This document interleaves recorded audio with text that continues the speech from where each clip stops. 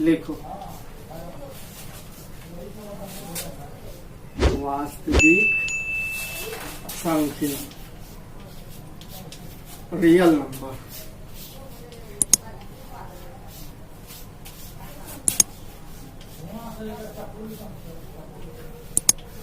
वास्तविक संख्या real number.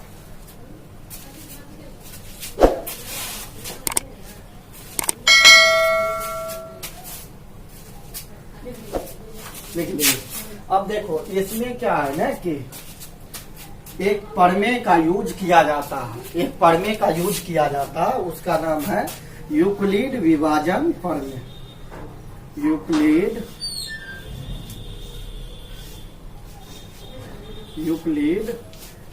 विभाजन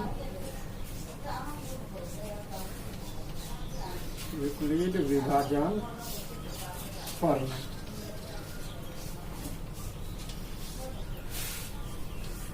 यूक्लिड विभाजन प्रमेय हम समझेंगे क्या होता है। यहां देखो,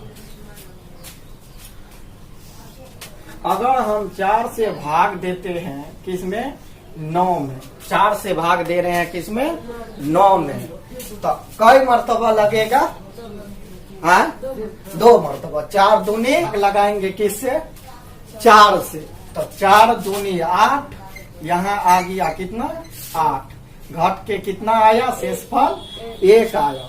अब इस ब्रैकेट वाला को क्या कहते हैं, इसका क्या नाम है, भाजक। क्या नाम है, भाजक। यहाँ पे समझो थोड़ा गौर से, यही मेन है इसका यूक्लिड विभाजन प्रमेय जो समझना है, बस इसी पे आधारित है। इसको कहते हैं भाज्य। क्या कहते हैं, भाज्य। इसको कहते हैं भाज्य। इसको क्या कहते हैं, भागफल। क्या कहते हैं, भागफल।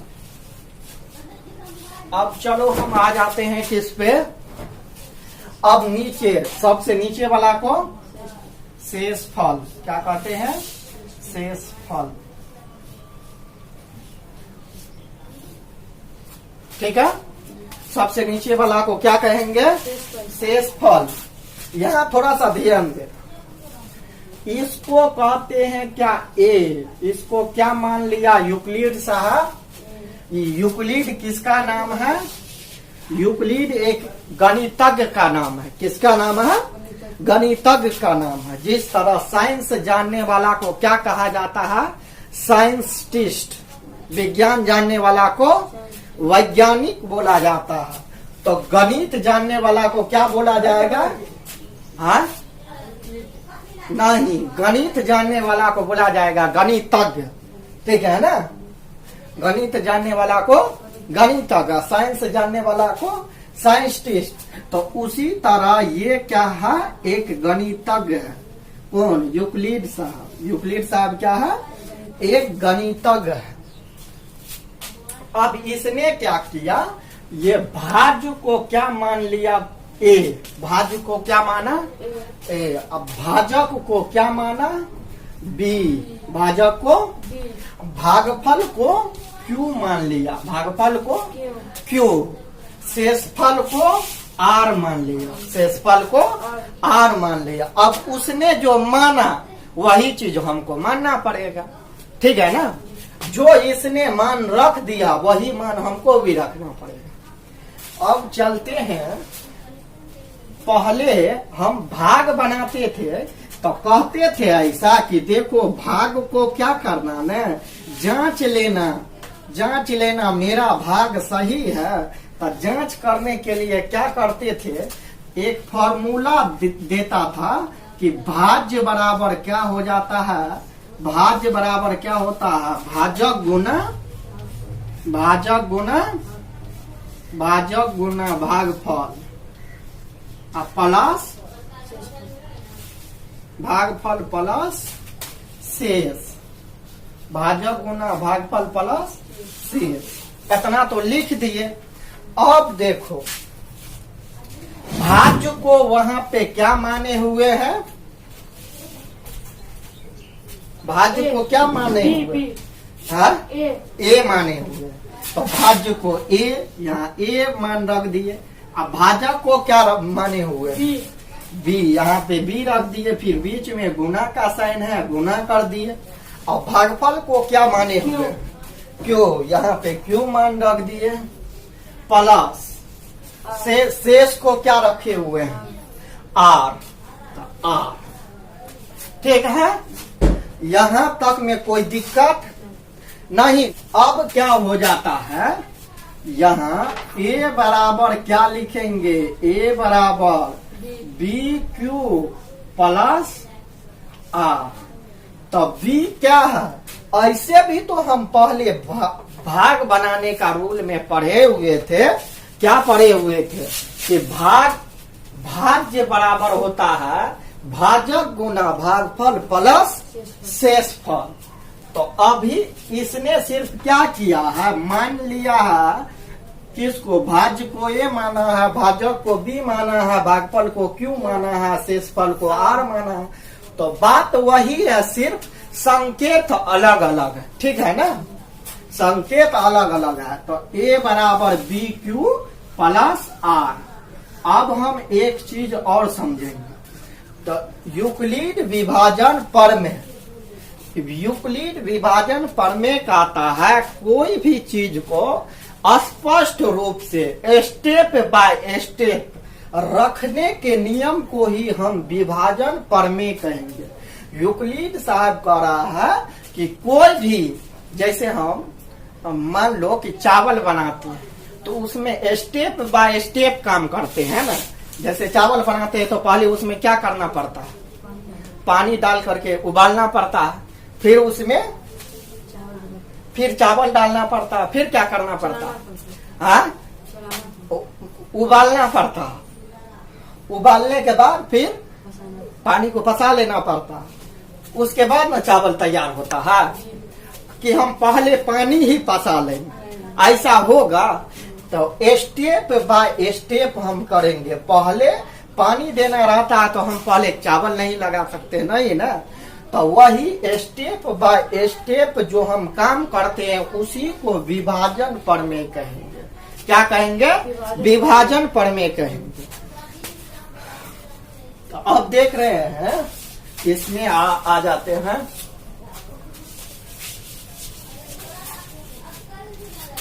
इसमें आ जाते हैं,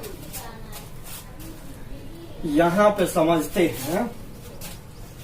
4 से अगर हम 10 में भाग लगाए, किसमें, 10 में, तो 4 दूने 8, यहाँ पे 8 हो गया। घट के कितना आ गया, 2, 2 क्या आ गया, अभी और भाग लगेगा क्या, अब नहीं लगेगा। कैसे हम समझ गए कि अब नहीं लगेगा, जैसे ये भाजक से छोटा हो जाएगा शेषफल, जैसे ये भाजक से छोटा हो जाएगा शेषफल, तो हम क्या समझेंगे कि अब भाग नहीं लगेगा इसमें। ठीक है ना। तो हमेशा और हमेशा ऐसा होता है कि भाजक से छोटा रहता है ये शेषफल, तो इसको, इसी को ना हम आर मानते हैं। शेष को, इसको क्या कहते हैं, बी, इसको ए, इसको क्यू। इतना याद रहेगा ना। तो अब तुम बताओ कि अगर हम आर का मान पूछेंगे तो यहाँ पे आर का मान क्या क्या हो सकता है। यहाँ पे आर का मान कितना है, 2। अब एक वो चीज बताओ, क्या आर का मान कहीं कहीं पर अगर यहाँ हम 4 से भाग लगा रहे हैं तो आर का मान कभी 4 आ सकता है, 5 आ सकता है, पहली, हाँ 5 आ सकता है आर का मान। पहली कंडीशन सुन लो कि 4 से तो बड़ा हो ही नहीं सकता और 4 भी नहीं आएगा। इसलिए कि अगर 4 आ जाता तो हम यहीं से एक और बढ़ा करके भाग नहीं लगाते। तो यहाँ जब भी आएगा तो इससे एक कम तक शेषफल आ सकता है। क्या आ सकता है, इससे यानी भाजक से एक कम तक यानी 3 तक शेषफल आ सकता है, लेकिन 4 नहीं आएगा। अब कहने का मतलब यहाँ पे शेषफल के रूप में 3 आ सकता है और 2 आ सकता है, 1 आ सकता है और 0 आ सकता है। क्या माइनस में शेषफल जा सकता है, हाँ? नहीं जा सकता। आज तक भाग को बनाए हैं तो भाग कभी माइनस में गया है? नहीं गया। क्यों? क्योंकि इसमें कभी यहाँ 10 है तो 4 तिया 12 हो जाता है, तो इसमें 10 में कभी 12 से लगाएंगे भाग। अगर 12 से लगा देंगे तब यहाँ माइनस में आ जाएगा। तब क्यों बोलते हैं कि यहाँ जो है ना, यहाँ कम लगाना लेकिन ज्यादा नहीं लगाना। इसीलिए बोलते हैं कि भाग में शेषफल कभी माइनस में नहीं हो सकता। जब भी भाग लगेगा तो जो भाज्य है ना, भाज्य से हमेशा छोटा लगेगा। ठीक है, तो इसीलिए करते हैं। तो आर का मान यही चीज का आता है कि आर का मान जो होगा बी से क्या होगा, बी से हमेशा छोटा होगा कि बड़ा होगा? बी से छोटा। तो ये संकेत हम दर्शा दिए। ये संकेत छोटा का कौन किसको तीर मार रहा है? बी तीर मार रहा है किसको? आर को। इसका मतलब आर छोटा है, बी बड़ा है। अब यहाँ देखो, क्या बी कभी आर के बराबर हो सकता है? हाँ, नहीं ना। अब बी का भी आर के बराबर नहीं हो सकता, इसलिए यहाँ पे हम बराबर का साइन नहीं दिए। अब यहाँ पे एक चीज और बताओ कि क्या 0 से बड़ा होगा आर का मान या 0 से छोटा भी हो सकता है? आर का मान 0 से छोटा हो सकता है? नहीं ना। 0 से छोटा होने का मतलब माइनस में चले जाए। अब माइनस में तो शेषफल कभी होता नहीं। माइनस में होता है हमेशा, और हमेशा होगा तो प्लस में ही होगा। सिर्फ कंडीशन इतना है कि ये बी से यानी कि भाजक से शेषफल हमेशा 1 कम तक हो सकता है। ठीक है ना, न तो बराबर में हो सकता है और न तो माइनस में हो सकता है। वही चीज यहाँ। अब आर का मान तो 0 हो सकता है ना, 0 तो हो सकता है ना। कभी कभी पूरा कंप्लीट, अगर यहाँ पे 12 रहता तो हम 4 तिया 12 यहाँ पूरा लगा के यहाँ कट जाता, यानी शेषफल 0 आ गया ना। तो आर का मान कभी कभी 0 के बराबर आ सकता है ना। तो यहाँ आर का मान 0 के बराबर हो सकता है। और क्या हो सकता है? आर का मान 0 के बराबर भी हो सकता, पर 0 से हमेशा बड़ा होगा। ठीक है, यानी कहने का मतलब हो गया, यहाँ पे आर का मान अगर भाजक को पहले देखेंगे। अगर यहाँ भाजक 5 रहता तो यहाँ मान कितना होता? आर का मान 0 और क्या 5 है तो 1 कम तक होता, 1 होता और 2 होता और 3 और नहीं होगा, क्योंकि इससे कमे तक रहेगा, इससे ज्यादा नहीं जाएगा। भाज्य बराबर, इसका हिंदी भी लिख लो, भाज्य बराबर भाजक गुना भागफल, भाजक गुना भागफल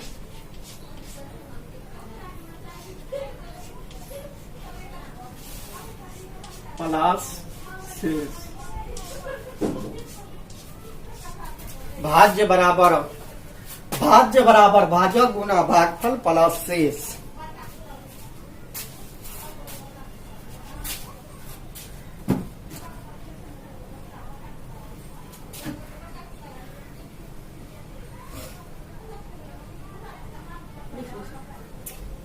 अब हम सीखते हैं कि एचसीएफ निकालने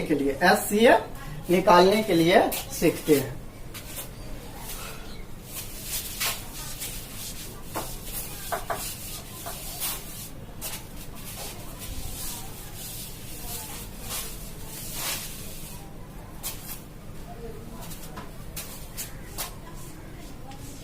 एचसीएफ का फुल फॉर्म क्या होता है? Highest common factor. Highest common factor.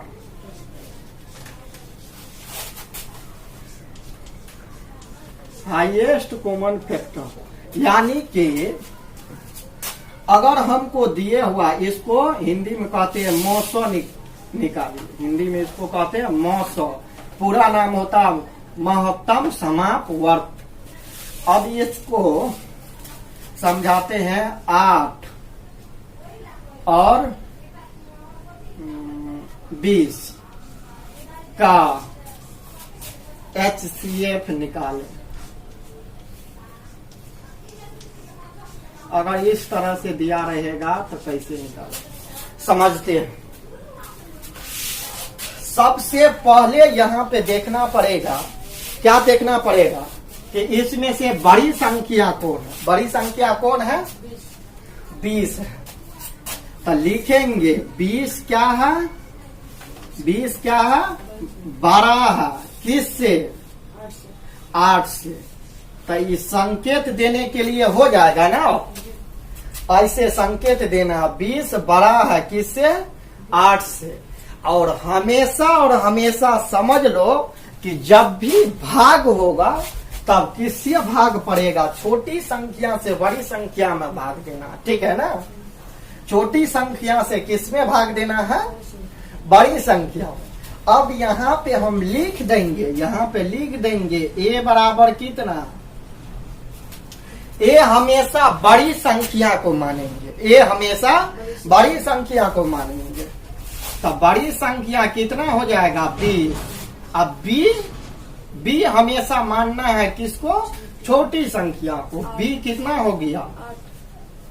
8। क्यों ऐसा किए पता है? क्योंकि यूक्लिड साहब का फॉर्मूला में कहता है ए बराबर बी क्यू प्लस आर, कहता है ना ए बराबर बी क्यू प्लस आर। तो इस नियम से आगे बनाने के लिए ए बराबर बी क्यू प्लस आर पे बनाने के लिए यही प्रोसेस से हमको चलना पड़ेगा। तो अब हम देखते हैं 8 से क्या करते हैं? 8 से भाग लगाते हैं किसमें? 20 में। अब एक चीज बताओ, ए जो है किसको माने हुआ है? यूक्लिड साहब ए किसको माना है? 20 को। 20 मतलब वो भाज्य, भाज्य बीच में होता है। अब भाजक कहाँ पे होता है? पहली ब्रैकेट में होता है ना। अब 8 से भाग देंगे 20 में कई मर्तबा आएगा? 3 मर्तबा नहीं लगेगा, 2 मर्तबा लगेगा। 8 दूनी 16। अब 8 दूनी 16 हो गया। तो यहाँ से 1 ले लिए 5 तो 10 हो गया। 10 में से 6 गया, कितना हुआ? 4 हुआ ना। अब क्या करेंगे ना, यहाँ 1 में से 1 घटा, कट गया। अब यहाँ से कितना शेषफल बचा? 4। अब यहाँ से क्या करेंगे? अब 8 को यहाँ पे ला करके काटेंगे कि 2 को ला करके काटेंगे? सबको यहाँ पे कंफ्यूजन हो जाता है कि क्या करे। यहाँ सब भूल जाता है कि किसको ला करके यहाँ पे काटे। तो एक लॉजिक है यहाँ पे समझना कि ये 20 कहता है, 20 कह रहा है 8 को अगर तुम हमें काट रहा, ये तो इसको काट रहा है ना। अगर ये कहता कि तुम हमें काट रहा तो पूरा पूरा काट दो, वरना अगर हम बच गए तो तुमको काट देंगे। तो ऐसे न होता, बदला भी इसी तरह से लिया जाता। 20 कह रहा है कि अगर हमको तुम, 8 को कह रहा है कि अगर हमको तुम काट रहा है तो पूरा पूरा काट दो, वरना हम अगर जिंदा बच गए तो तुमको काट देंगे। अब यहाँ तो ये तो पूरा पूरा नहीं काट पाया। अब यहाँ कितना बच गया? 4 बच गया। तो 4 से हम किस में अब भाग लगाएंगे? 8 में, क्योंकि ये 8 इसको काट रहा था। अब 8 को काटेगा। अब 8 को काटेगा तो कई मर्तबा? 4 दूनी 8। क्या पूरा पूरा काट दिया? अब ये 8 भी कहा कि अगर तुम हमको काट रहा है कि पूरा पूरा काट दो, वरना हम बच गए तो तुमको काट देंगे। तो 4 तो उसको काट दिया। तो इसका मतलब सबसे ज्यादा बहादुर कौन हो गया? 4। तो जो बहादुर होता है वही SCF कहलाता है। जो बहादुर होता है वही क्या कहलाता है? SCF। लिखेंगे SCF ऑफ किसका किसका? 20 और 8 का ना। 20 और 8 का SCF कितना आ जाएगा? कितना आ गया यहाँ पे। सबसे लास्ट में देखेंगे किससे पूरा पूरा कट गया, यानी शेषफल किसमें 0 आ गया। शेषफल किसमें 0 आ गया, वही हो जाएगा उसका एचसीएफ। कौन संख्या है कि शेषफल 0 ला दिया। 4 ऐसी संख्या है कि काट करके शेषफल 0 ला दिया। इसका मतलब 4 क्या हो गया, एचसीएफ हो गया। 4 क्या हो गया, एचसीएफ हो गया। यहाँ तक आ गया समझ में, तो लिख लो। अब यहाँ पे हम क्या निकालेंगे, यूक्लिड डिवीजन लेमा, यानी यूक्लिड विभाजन प्रमेय से हमको कह रहा है एचसीएफ निकालने के लिए। तो सबसे पहले हम ये देखेंगे कि 225 क्या है, 225 12 है, किससे 135 से 135। चलो, जो बड़ा रहता है उसको क्या मानते हैं, ए। जो छोटा रहता है बी। आ गया समझ में। अब देखो, हमेशा भाग जो देते हैं किससे, छोटा से देते हैं, किस में, 12 में। चलो 225 में दे दिए। अब भाग लगाएंगे 135 से लगाएंगे 225 में, क्या लगेगा, नहीं लगेगा। हाँ, एक ही मर्तबा 135 का आएगा हमको तभी तो लगाएंगे। 135 का हमको आता है, यहाँ तक कि 20 का के बाद 21 का किसी को नहीं आता पढ़ने के लिए। यहाँ हमको 135 का कह रहा पढ़ने के लिए। कैसे पढ़ेंगे, इसमें भी टेक्निक है। टेक्निक क्या है, 5 को भूल जाएंगे, 5 को भूल जाएंगे। तत्काल फिलहाल के लिए यहाँ 5 नहीं है। अब 13 का हो गया, यहाँ कितना बच गया, कितना बच गया यहाँ पे 13। और यहाँ का अगर हम 2 डिजिट ले रहे हैं तो इधर भी 2 डिजिट लेंगे, इधर भी 2 डिजिट लेंगे। अब समझो, टेक्निक समझो। 13 दूनी 26, 13 दूनी 26। क्या यहाँ 22 है, 22 में 26 लगेगा, नहीं ना। टेक्निक समझ गए ना। अब इसका मतलब समझ गए 135 से 225 में नहीं लगेगा। अब यहाँ पे 3 डिजिट लेंगे, समझ गए। इससे स्पष्ट हो गया कि हमको 2 मर्तबा नहीं 1 मर्तबा ही लगाना पड़ेगा। क्या लगाना पड़ेगा, 1 मर्तबा ही लगाना पड़ेगा। अब चलो, अब यहाँ पे 3 डिजिट ले रहे हैं तो इधर भी 3 डिजिट लेंगे ना। तो अब 135 है तो 135 लगा दिए। चलो, अब घट के कितना आ गया, यहाँ पे 5 में से 5 घटा कितना आया, यहाँ पे एक यहाँ से 5 दिए, कितना हो गया, 12 में से 3 गया, 9 हो गया, यहाँ कट गया। ठीक है। अब एक चीज बताओ तो कि पहला स्टेप में क्या हुआ, सिर्फ भाग लगाए, किससे किस में, 135 से 225 में। तो मेरा शेषफल कितना आ गया, 90 आ गया, जो किससे कम है, 135 से कम है। अगर शेषफल छोटा हो जाता है किससे, भाजक से, तो समझ जाते हैं कि अब ये भाग क्या हो गया, आगे लगने वाला नहीं है। तो यहाँ पे लिख देंगे, यहाँ पे लिखेंगे, चलिए यहाँ पे लिखिए स्टेप फर्स्ट। देखिए क्या लिखना है, भाज्य बराबर क्या होता है, भाजक गुना भागफल प्लस शेष। यहाँ देखो ना, तो यहाँ पे क्या लिखेंगे, भाज्य यहाँ पे क्या है 225 ना, तो 225 बराबर क्या लिखेंगे, 225 बराबर 135, यानी भाजक गुना भागफल। भागफल कितना है, 1 है। अब शेष कितना है, 90। तो अब यहाँ लिखेंगे, चूंकि R not इजकल टू 0। क्या R 0 के बराबर है, R 0 के बराबर है, यानी शेषफल 0 है। शेषफल 0 नहीं ना, यहाँ शेष 90 हो गया, 0 0 नहीं ना हुआ। अगर 0 0 हो जाता तब यही छोड़ देते, ठीक है ना। अगर यहाँ 0 0 हो जाता तो यही स्टेप फर्स्ट में ही इसको खत्म कर देते। अब ये 0 0 नहीं हुआ तो आगे बढ़ेंगे। अब फिर 90 से किस में देंगे, 90 से लगाएंगे 135 में, किसमें 135 में। अब 9 दूनी 18 नका पढ़ेंगे एक छट करके, 9 दूनी 18, 13 में 18 लगेगा नहीं लगेगा, समझ गए, एक के बार लगेगा, एक के बार में 90 का 90 घट करके 5 9 4 13 45 आया, कितना आया 45। अब देखो यहाँ तो सबसे पहले एचसीएफ निकालने का तरीका, जो शेषफल बचता है शेषफल को घेर करके किसको ले आते हैं, भाजक को।